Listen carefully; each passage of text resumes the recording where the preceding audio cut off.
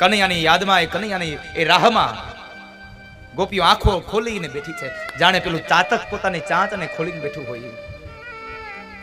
ચાતક નામનું એક પક્ષી છે, એને પાણી પીવું હોય ને તો આ ધરતી પર પડેલું પાણી ન પીવે.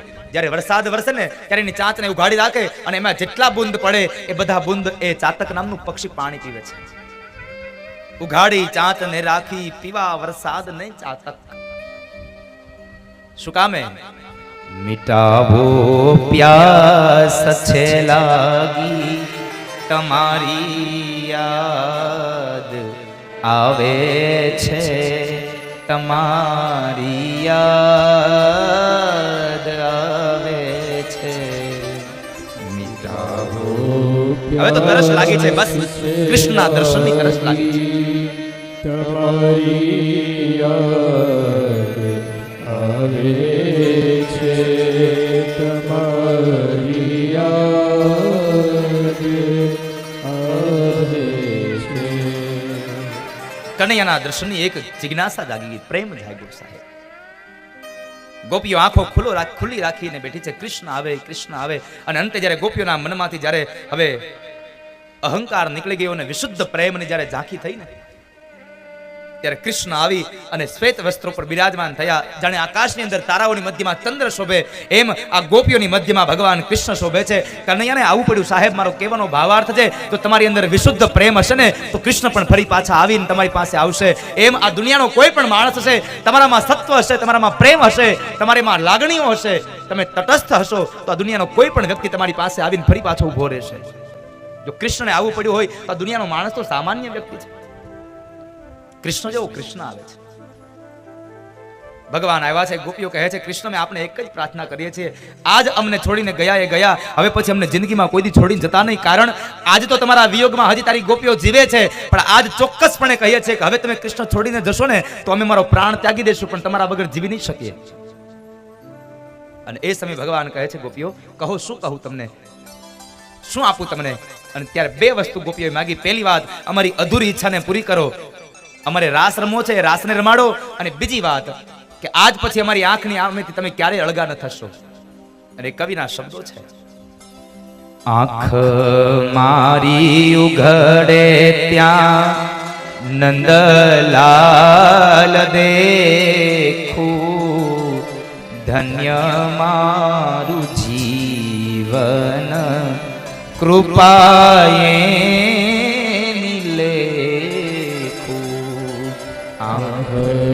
મારી ઉઘડે ત્યાં નંદલાલ દેખું, ધન્ય મારું જીવન કૃપાએ નિલેખું. બાલકૃષ્ણ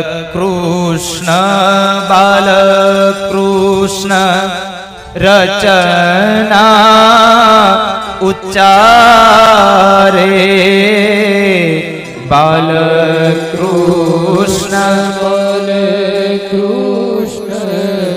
રચના ઉચ્ચારે, પ્રભુનો આનંદ મારા અંતરે આવે.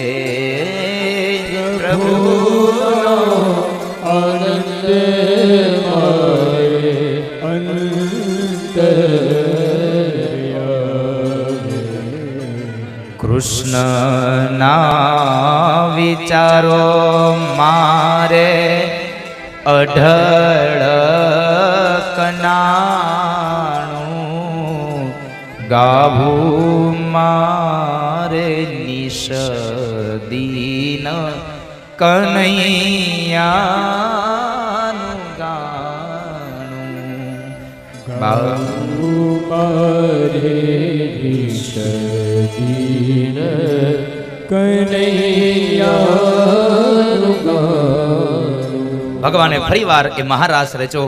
એ મહારાસને રચી ગોપીઓના અંતરને શાંતિની સ્થાપના કરાવી. ત્યારબાદ યુગલ ગીતની કથા બતાવી અને અંતે હવે નારદ અને કંસના મિલનની કથા, ભગવાન ગોકુળથી મથુરા જાય એની કથા છે. પણ એ કથા એ ઉંમરમાં આ બાજુ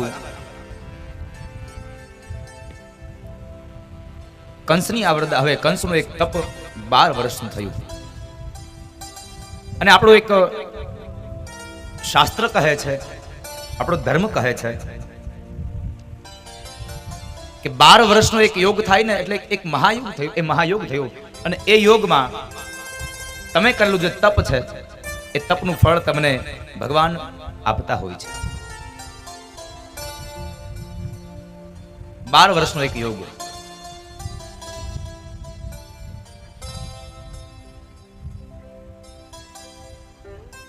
બાર વર્ષના યોગને લઈ અને હવે દેવર્ષિ નારદને થયું કંસ બહુ જીવ્યો. નારદ આવ્યા છે. નારદ આવીને ક્ષેમ કુશળ સમાચાર પૂછે, કંસ કેમ છે, મજામાં? અરે નારદજી, તમારા આશીર્વાદથી બધું ક્ષેમ કુશળ છે. નારદ કહે છે, ખાક ક્ષેમ કુશળ હોય? તારી માથે મોતના નગારા વાગે અને તું એમ કહે છે બધું ક્ષેમ કુશળ છે? પેલી માયાના શબ્દો ભૂલી ગયો કે શું?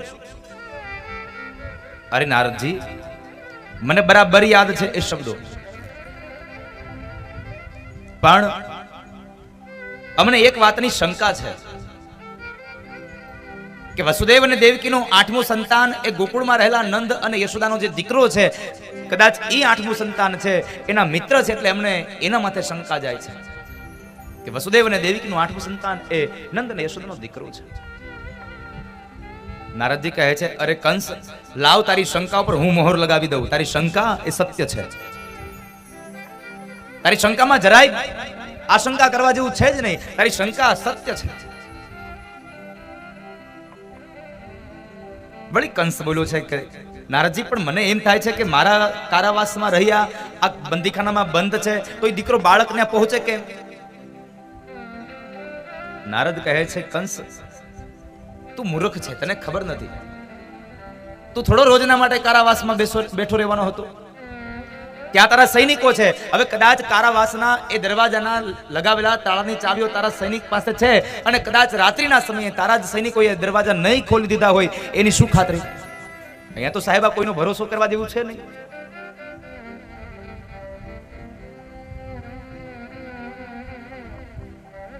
એની કઈ ખાતરી તને? કંસને વાત પણ સમજાણી, બરાબર છે.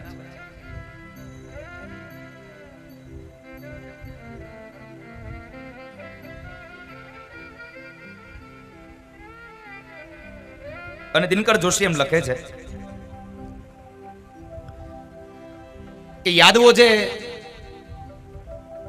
મથુરાની અંદર જ્યારે વસુદેવ અને દેવકીને કેદ કર્યા, ત્યારે એમાંના જે સૈનિકો હતા એમાં યાદવો હતા, અને એ જ યાદવોએ કૃષ્ણને પણ બચાવી શકાયું છે. આવું દિનકર જોશી લખે છે કે એ જ કૃષ્ણને એ યાદવોએ કદાચ કારાવાસમાંથી લઈ અને ગોકુળ સુધી પહોંચાડવામાં મદદ પણ કરી હોય. પણ સાહેબ, સમય છે ને, સમયનો સૌને માન હોય, સમયનું સૌને ભાન હોય, સમયની સૌને મર્યાદા હોય, સમયનો સૌને ગર્વ હોય. દિનકર જોશી એમ કહે છે કે કદાચ જ્યારે કૃષ્ણનો જન્મ થયો ત્યારે એના એ જ યાદવોએ કદાચ કૃષ્ણને લઈ અને બહાર ગોકુળ માટે મદદ કરી હશે, પણ એના એ જ યાદવોએ જ્યારે કૃષ્ણ મથુરામાં આવ્યા ને તો 14 વર્ષ પછી એના એ જ યાદવો બોલ્યા હતા કે કૃષ્ણ, તમે હવે મથુરા છોડી દો, કારણ કે તમે મથુરામાં રહ્યો છો ને એટલે મથુરામાં આપત્તિ આવે છે. એના એ જ યાદવો. આ તો માણસ છે સાહેબ. સ્વાર્થ હોય તો મીઠા લાડવા ખવડાવે ને સ્વાર્થ પતી જાય ને તો ખાટી છાશ પણ ન આપે. ગાસ સંબંધી છે. નારદે મહોર લગાવી અને કંસને તૈયાર કર્યો. હવે કંસે સભા ભરી છે, બધાને બોલાવ્યા છે કે ભાઈઓ, આપણી જે શંકા હતી એ શંકા સત્ય બની છે. હવે શું કરવું? હવે કંસના મિત્રો એની જેવા જ હોય. નહીં તો કોઈક તો એવી સારી સલાહ આપે ને કે તમને ખબર છે કે ચાલો આપણી શંકા છે, કાળ છે, તો કાળ ભલે દૂર રહ્યો. પણ કંસના મિત્રો કંસ જેવા, બધા એને નજીક બોલાવવાના પ્રયત્નો કરે છે. એકમાત્ર નિર્ણય લેવાયો કે આપણે ધનુષ્ય યજ્ઞ કરીએ અને એ ધનુષ્ય યજ્ઞની અંદર કૃષ્ણને અહીંયા તેડાવીએ અને અહીંયા આપણા કુલિયા પેઢી હાથી દ્વારા એને મરાવી નાખીએ. કદાચ એનાથી બચી જાય તો 4 મલો છે, ચાણુર, મુષ્ટિક, શલ અને તોશલ. આ 4 મલો દ્વારા પણ એને મરાવી નાખીએ. યોજના તૈયાર થઈ ગઈ. બ્રાહ્મણોને બોલાવ્યા, બ્રાહ્મણોએ શુભ મુહૂર્ત આપ્યું. બધી તમામ તૈયારી થઈ ગઈ, કુમકુમ પત્રિકાઓ લખાઈ ગઈ, પણ હવે એક વાત આવીને ઊભી રહી. મથુરામાં એવો આબરૂદાર વ્યક્તિ કોણ કે જે પત્રિકા લઈ અને ગોકુળમાં જાય અને ત્યાંથી નંદ બાબાના છોકરાઓને અહીંયા લઈ આવે? નંદ બાબા એના છોકરાઓને હારે મોકલે એવો આબરૂદાર વ્યક્તિ કોણ? અને આ દુનિયામાં બધી જ વસ્તુ કમાવી બહુ સહેલી છે, આબરૂ કમાવીને બહુ અઘરી છે. ઇજ્જત કમાવી બહુ અઘરી છે. અને એક વાત ખાસ યાદ રાખજો કે તમે જીવનમાં પૈસા અનેક વખત કમાઈ શકશો, અનેક વખત ગુમાવી શકશો, પણ આબરૂ એક જ વખત કમાવાની ને એક જ વખત ગુમાવવાની, પછી જિંદગીમાં આબરૂ ન મળે સાહેબ. એક જ વખત તમે આબરૂને કમાઈ શકો. નથી કહેતા ઘણા વખત આપણે એલા ભલા માણસ થોડીક તો રહેમ રાખ, મારી આબરૂ માથે શું કામ હાથ મૂકે છે? મારી આબરૂ માથે શું કામ હાથ મૂકે છે? આ દુનિયામાં બધી વસ્તુ તમે વારંવાર કમાઈ શકો, વારંવાર મેળવી શકો, પણ એકમાત્ર ઇજ્જત એવી છે કે એક જ વખત જિંદગીમાં ઇજ્જત આવે અને એક જ વખત જાય. મળી દુનિયામાં પછી નાસી ગયાથી શું? આ દુનિયામાં તમને બદનામી મળે, પછી તમે ગમે ત્યાં જાઓ, એ બદનામીને તમે છુપાવી શકો? તમામ અહીંયા યોજના તૈયાર થઈ. એક માણસ દેખાયો આબરૂદાર, એ મથુરામાં હતો અક્રુજી મહારાજ.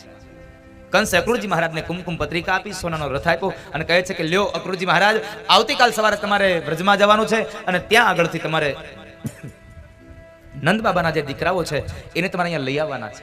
મહારાજ, આ નંદરાયના છોકરા શા માટે? અરે અક્રૂર, આપણી જે શંકા હતી ને એ શંકા સત્ય બની છે. વસુદેવ અને દેવકીનું 8મું સંતાન છે, મારો કાળ છે, માટે એને લઈ આવો અહીંયા. અક્રૂરજી કહે છે મહારાજ, મારી વાત માનો તો એક વાત કહું. તમને ખબર છે કે તમારો કાળ છે, તો શા માટે એને નજીક લાવો છો? ભલે દૂર રહ્યો, રેવા દો ને. પણ એ સમયે કંસ ન માન્યો. અને આમ પણ મહાપુરુષો કહે છે કે જેનો વિનાશ હોય ને એની બુદ્ધિ પણ વિપરીત બની જાય. વિનાશ કાળે વિપરીત બુદ્ધિ. અને અનેક વખત તમે સમજાવો, આવા મહાપુરુષો સમજાવે, છતાં પણ માણસ ન સમજે, કારણ હવે એનો વિનાશ નક્કી છે. જીવનમાં આપણો નાશ થાય ને એને હસતા મોઢે સ્વીકાર લેવાય, પણ વિનાશને તો કોઈ દી જિંદગીમાં આવવા જ ન દેવો સાહેબ. નાશ ભલે થાય પણ વિનાશ ન થવો જોઈએ. શબ્દમાં માત્ર એક શબ્દનો તફાવત છે, પણ પરિણામ બહુ આકાશ અને ધરતીનો તફાવત બતાવે સાહેબ.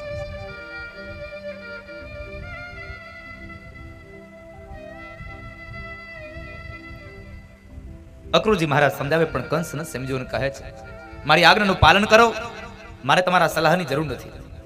અક્રૂરજી મહારાજ પોતાના ઓરડામાં ગયા, કંસ પોતાના રાજમહેલમાં ગયો છે. અક્રૂરજી મહારાજ વિચાર કરે છે શું કરું, જાવ ન જાવ, જઈશ અને બાળકોને લઈ આવીશ અને કદાચ બાળકોને મારી નાખશે તો હું બાળ હત્યાનો અધિકારી બનીશ, પાપનો ભાગીદાર બનીશ.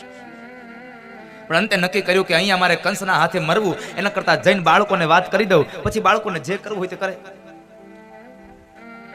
સવારમાં અક્રૂરજી મહારાજ રથને લઈને નીકળ્યા છે. આખો દિવસ એ રથ ચલાવતા ચલાવતા સાંજના સમય બરાબર વ્રજમાં પહોંચે છે. અને વ્રજમાં જ્યાં અંદર પ્રવેશ કર્યો તો વ્રજના ગોંદરાની અંદર એ આંગણામાં ભગવાન કૃષ્ણના ચરણારવિંદ જોયા. એટલે અક્રૂરજી મહારાજ રથમાંથી નીચે ઉતરી અને એ ભૂમિમાં આળોડતા આળોડતા આવ્યા છે કે જ્યાં મારા ઠાકોર ઉઘાડા પગે ચાલતા હોય ત્યાં મારાથી રથમાં ન બેસાય. એ સમય બે ભાઈઓ આંગણામાં રમે છે. અક્રૂરજી મહારાજને જોઈ ગયા છે એટલે અક્રૂરજી મહારાજને જઈને ઉભા કરે છે કે કાકા શું કરો છો, ઉભા થાવ તમે. બે ભાઈઓ એક એક હાથ પકડી અને અક્રૂરજી મહારાજને લઈ જાય છે. આંગણામાં જઈને અવાજ કર્યો, મૈયા ઓ બાબા, જો તો ખરા કોણ આવ્યું છે આપણા ઘરે.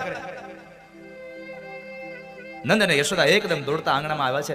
ઓસરીની કોરે આવીને જોયું તો અક્રૂરજી મહારાજ, ઓહો પધારો પધારો અક્રૂરજી મહારાજ, આજ અમારા ભાગ્ય ઉગડી ગયા, તમારા જેવા અતિથિ મારા આંગણે પધાર્યા, પધારો આપ. અક્રૂરજી મહારાજની આજ્ઞા સ્વાગતા કરી છે. સાંજનું ભોજન કરી બધા લોકો બેઠા છે. અને એ સમયે નંદ બાબાએ પ્રશ્ન કર્યો, પ્રસ્તાવ મૂક્યો કે અક્રૂરજી મહારાજ અહીં આવવાનું પ્રયોજન? નંદરાય, મથુરા નરેશ કંસ ધનુષ્ય યજ્ઞ કરે છે અને આ યજ્ઞની હું આમંત્રણ પત્રિકા લઈને આવ્યો છું અને સાથે સાથે હું તમારા બે દીકરા કૃષ્ણ અને બલરામને હું તેડું કરવા આવ્યો છું, હું એને લઈ જવા માટે આવ્યો છું. નંદ બાબાને અતિશય આનંદ થયો કે ક્યાં મથુરા નરેશ રાજા એ કંસ અને ક્યાં મારા દીકરાઓ, અને એને તેડવા માટે આ સોનાનો રથ આવ્યો. મારા દીકરાનું માન તો જુઓ. અતિશય આનંદ થયો, બહુ આનંદ થયો. પણ માં યશોદાને આ વાત ન ગમી, કારણ મારા દીકરાને લઈ જવાની વાત યશોદાને ન ગમી.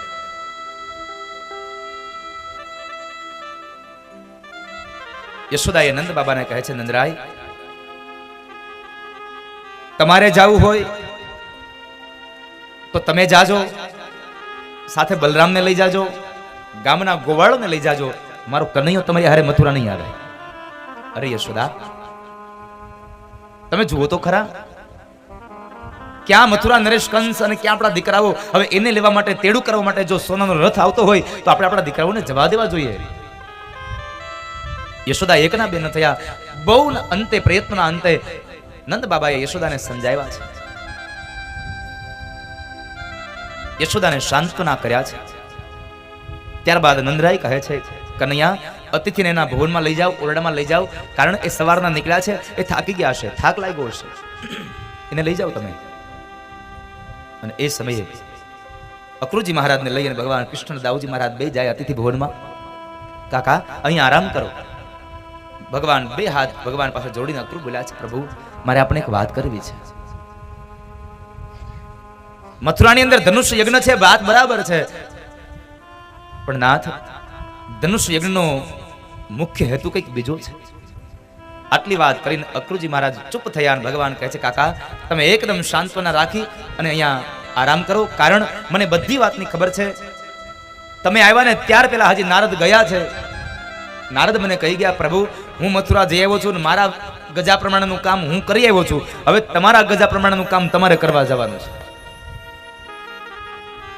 અહીંયા બધાને પોતપોતાના એક કામની એક પદ્ધતિઓ સોંપેલી હોય સાહેબ. અમુક માણસમાં અમુક ખાસિયત હોય, એ કામ એ જ કરી શકે, બધાય કામ ન કરી શકે. ભગવાને નિર્મિત બનાવ્યો હોય, ભગવાને નિમિત્ત કર્યો હોય કે આ માણસ દ્વારા જ આ કામ થશે.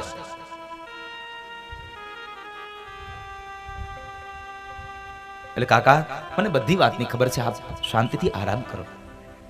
અક્રુ કાકાને આરામ કરાવી અને બે ભાઈઓ નીકળ્યા છે. દાઉજી મહારાજ પોતાની પથારીમાં સૂતા અને ભાગવતકાર એમ કહે છે કે ભગવાન કૃષ્ણ માં યશોદાની સાથે સૂતા છે.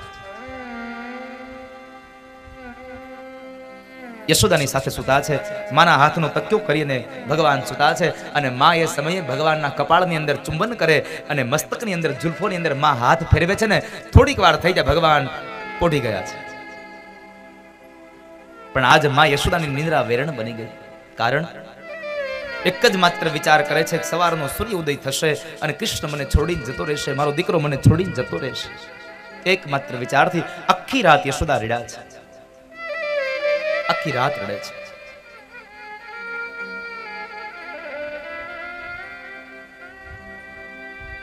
રડતા રડતા સવારનો સૂર્ય ઉદય થવા આવ્યો. વહેલી સવારમાં માં જાગે છે, નિત્યક્રમ કરી પ્રવારી બધું કામ કરે છે. અને એ સમયે દાઉજી મહારાજ તૈયાર થયા છે અને ભગવાન કૃષ્ણ હજી સૂતા છે. કૃષ્ણ સૂતા છે હજી. અને એ સમયે નંદ બાબા આવી અને યશોદાને કહે છે, યશોદા, કન્યાને જગાડો ને, જવાનું મોડું થશે પછી. રોજના સવારે વહેલી સવારમાં માં યશોદા કન્યાને અવાજ કરે, કનૈયા, એ લલ્લા, ઉભો થા બાપ, તારે ગાયો ચરાવવા જવાનું છે. પણ આજ માએ એને ન જગાડ્યો, કારણ માને ખબર છે કે જો આજ જગાડીશ ને તો કનૈયો મને છોડીને જતો રહેશે. ન જગાડ્યો.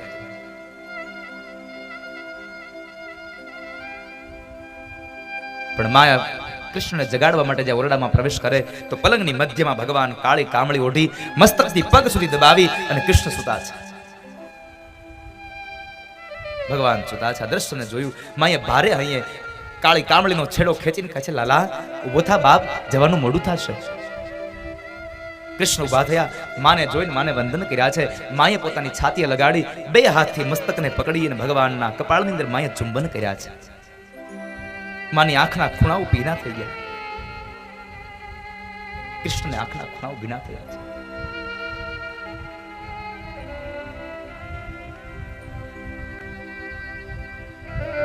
લાલા, સ્નાન કરી લે બેટા. ભગવાનને સ્નાન કરાવ્યું. માં શૃંગાર કરે છે. કનૈયાને શણગાર કરીને સમયે કનૈયાને શૃંગાર કરતા કરતા યશોદા રડે છે. મોઢામાંથી શબ્દો નીકળ્યા, લાલા આજ અંતિમ વાર મારા બાપ તને હું શણગાર કરી દઉં, પછી ખબર નહીં તારી માં તને ક્યારે શણગાર કરી શકશે. આ યશોદા ક્યારે શૃંગાર કરશે એનો કઈ ખબર.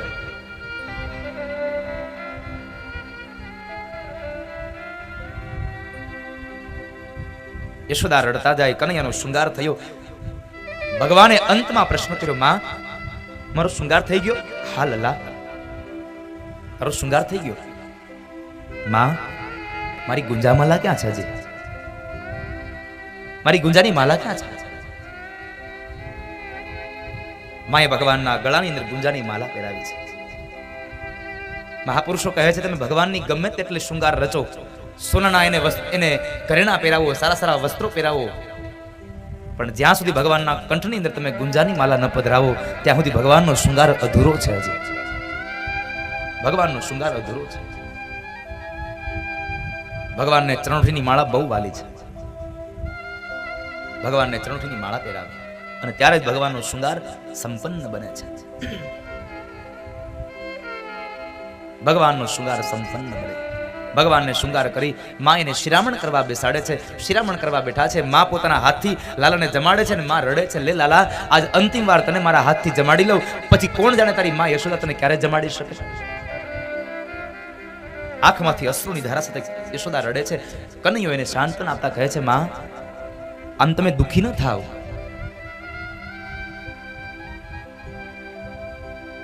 માને સાંત્વના આપી ભગવાને શિરામણ કરીને તૈયાર થયા. રથ તૈયાર થયા છે. દાઉજી મહારાજ બેઠા છે. અક્રુજી મહારાજ રથમાં બેઠા છે. વેલડાઓ તૈયાર થયા છે. એની અંદર ગોવાળિયાઓ તૈયાર થયા છે. નંદ બાબા બેઠા છે.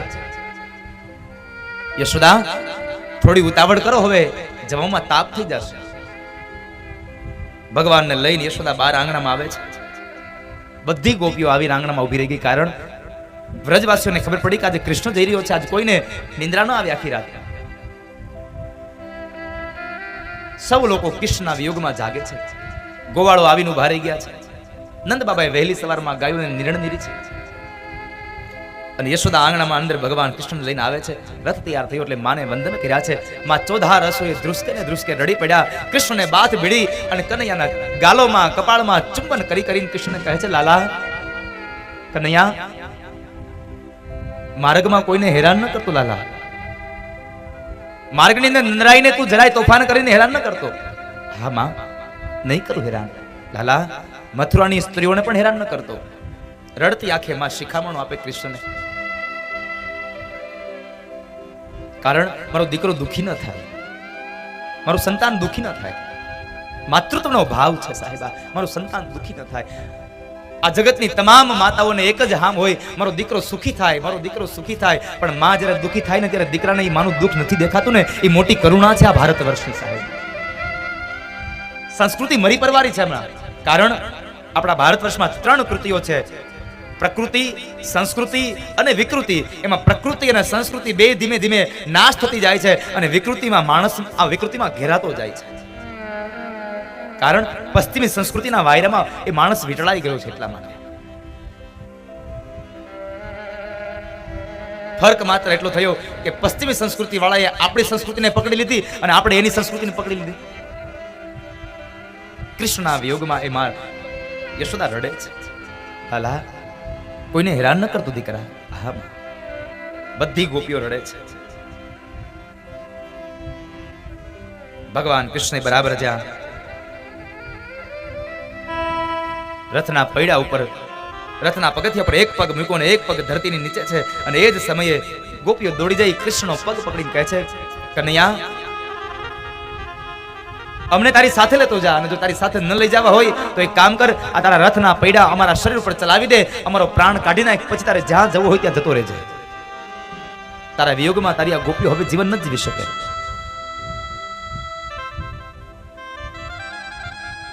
ભગવાન ફરી પાછો પગ નીચે લાવી ગોપીઓને સાંત્વના આપતા કહે છે, ગોપીઓ આમ દુખી ન થાવ તમે. જ્યાં સુધી પ્રારબ્ધ હતું ને ત્યાં સુધી ભેગા રહી શક્યા, અને આ દુનિયામાં એ જ નક્કી છે સાહેબ, જ્યાં સુધી ભાગ્યમાં હોય ને ત્યાં સુધી ભેગું રહેવાનું. કોડિયાની અંદર દિવેલ હોય ને ત્યાં સુધી એ રૂની વાટ મને ને તમને પ્રકાશ આપે. જેવું દિવેલ પૂરું થઈ જાય ને એટલે સૌ સૌના માર્ગે સૌ સૌને જવાનું. એમ આ ભાગ્યમાં આ પ્રારબ્ધનું દિવેલ પણ પૂરું થાય એટલે સૌ સોઈને વિખુટા પડી જવાનું સાહેબ. માં કોઈ સંશય નથી. આ તો પ્રારબ્ધની વાત છે. ભાગ્યમાં હોય તો ભેગું રહી શકે. ભગવાન સાંત્વના આપતા કહે છે ગોપીઓ આમ અધિરાન ના બનો. ભગવાન નીચે ઉતરીને ચારેય કોર નજર કરે છે. કૃષ્ણની આંખ કોઈકને શોધી રહી છે. એક ગોપી કહે છે કનૈયા શું શોધે છે? કૃષ્ણ કઈ બોલ્યા નથી. બસ માત્ર આંખો બંધ કરી છે. પણ ગોપી ઓળખી ગઈ છે એટલે ગોપી કહે છે કનૈયા રાધાને શોધે છે?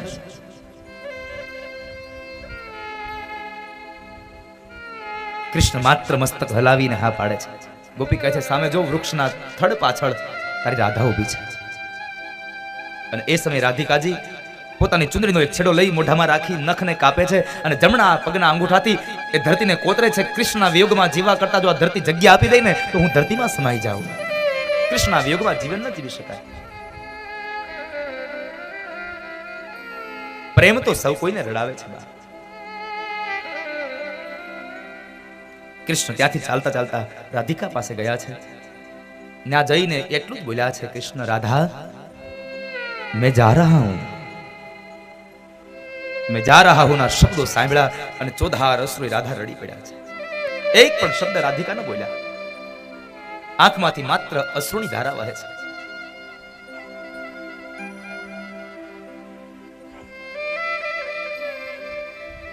કૃષ્ણ પણ કઈ ન બોલ્યા અને એ સમયે કનૈયાએ પોતાના ખંભેથી કામળીને ઉતારી ઘડી પાડી કેડમાં ખોસેલી બંસરી કાઢી કામળી પર મૂકી અને રાધાના હાથમાં એક કાળી કામળીને વાંસળી આપતા કહે છે લે રાધા હવે તારો શ્યામ વાંસળી નહીં વગાડે, તારો કૃષ્ણ હવે વાંસળી નહીં વગાડે.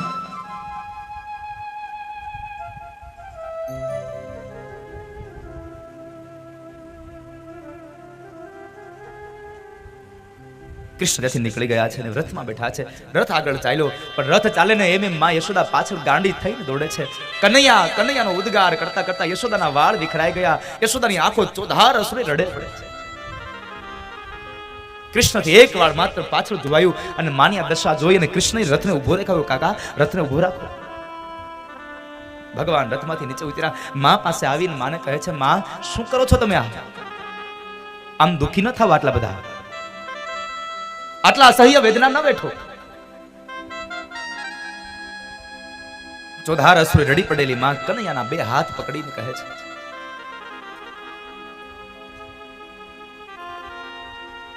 લાલા મારે તને એક વાત કરવી છે દીકરા.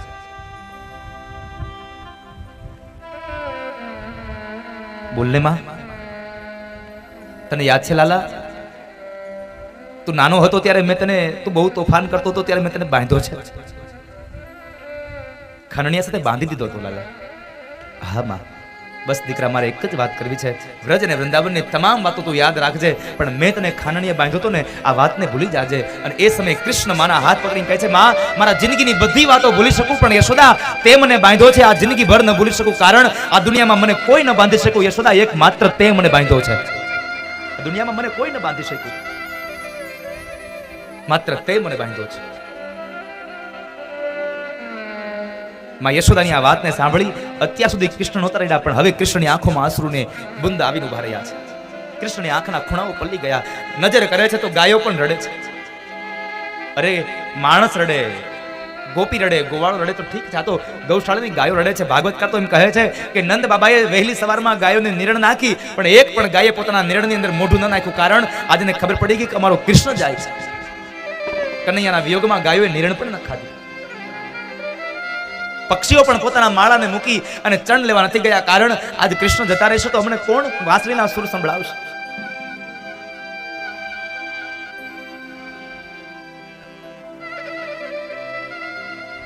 કૃષ્ણની યાદમાં તમામ વ્યક્તિ રડે છે.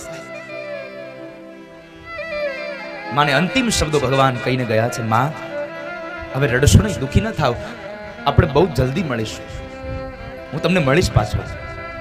ભગવાને એટલું ચોક્કસ કીધું હું તમને મળીશ.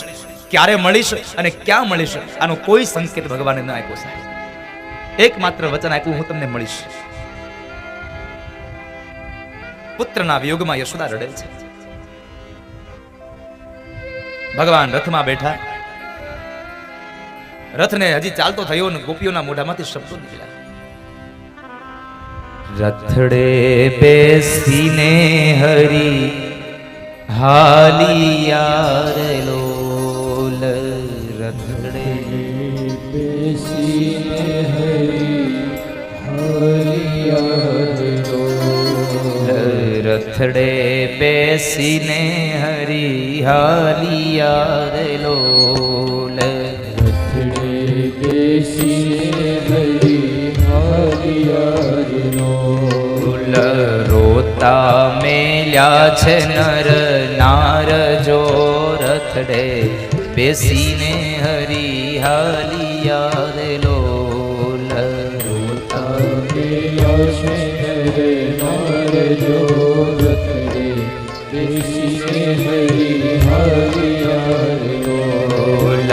રોતા મેલ્યા છે બાલ ગ્વાલ ને રે લોલ.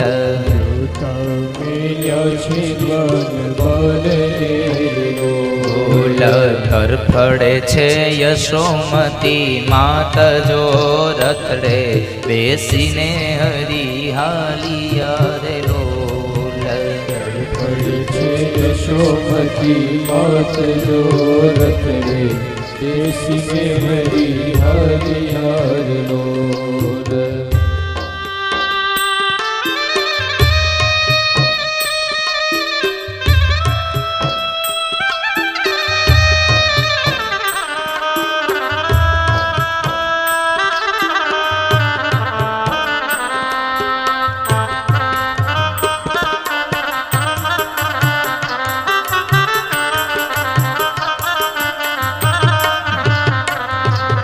કપટી તે કંસના તેડા આવ્યા રે લોલ. કંસના તેડા આવ્યા લોલ. કપટી તે કંસના તેડા આવ્યા રે લોલ. કંસના તેડા આવ્યા લોલ. છોડી હાલ્યા હૈયા કેરા હાર જો રથડે બેસીને હરી હાલિયા રે લોલ.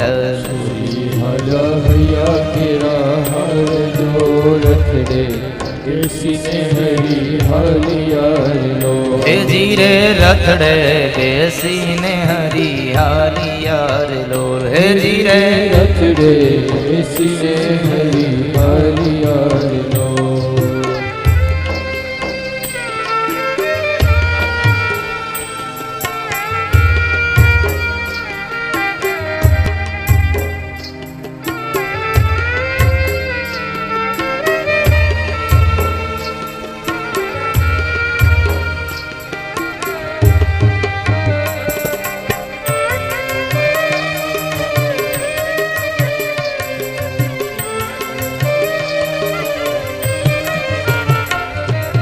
વાલા વિના સુની વ્રજની વાડી ઉરે લોલ.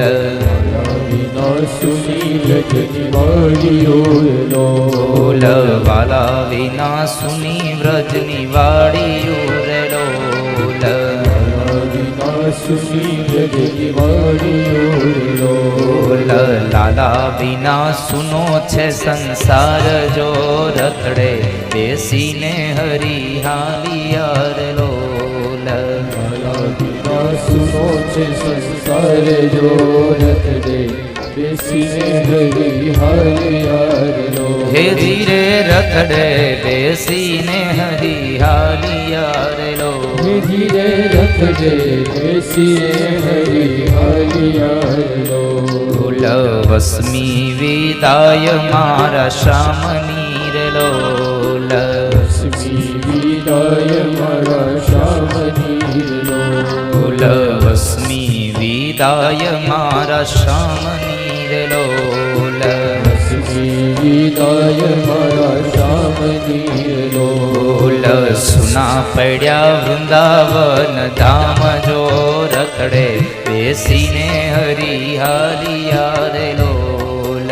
સુના પડ્યા વૃંદાવન ધામ જો રખડે બેસીને હરિહાલિયા રે લો. ભેજી રે રખડે બેસીને હરિહાલિયા રે લો. ભેજી રે રખડે બેસીને હરિહાલિયા રે લો.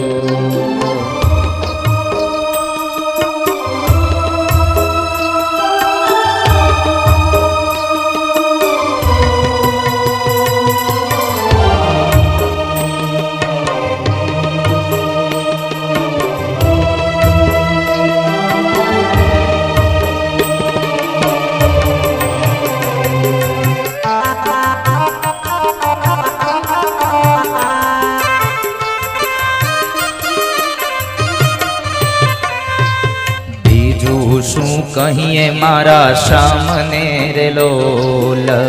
બીજું શું કહીએ મારા શ્યામને લોલ.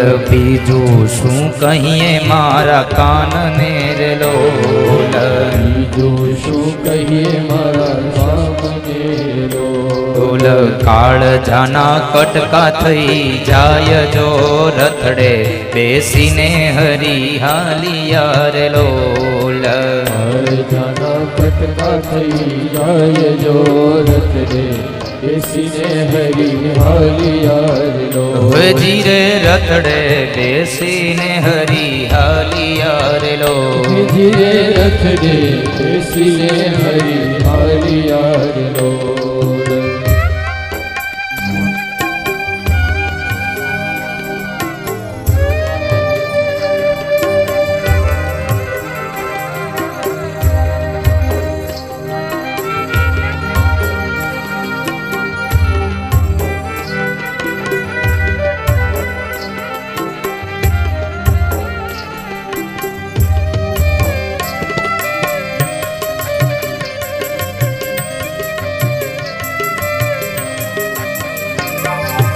કોના સહારે અમને છોડિયા રે લોલ.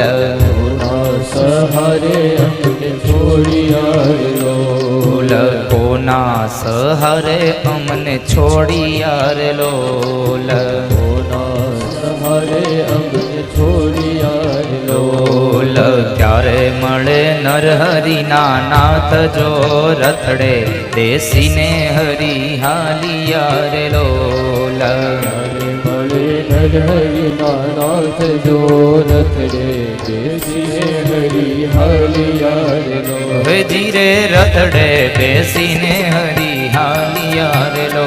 ભજી રે રથડે બેસીને હરિહાલિયા રે લો. ભજી રે રથડે બેસીને હરિહાલિયા રે લો. ભજી રે રથડે બેસીને હરિહાલિયા રે લો. ભગવાનનો રથ ગયો, યશોદા પાછળ દોડે પણ ગોપીએ પકડી રાખ્યા છે. માં રેવા દે, હવે કૃષ્ણ પાછા નહીં આવે.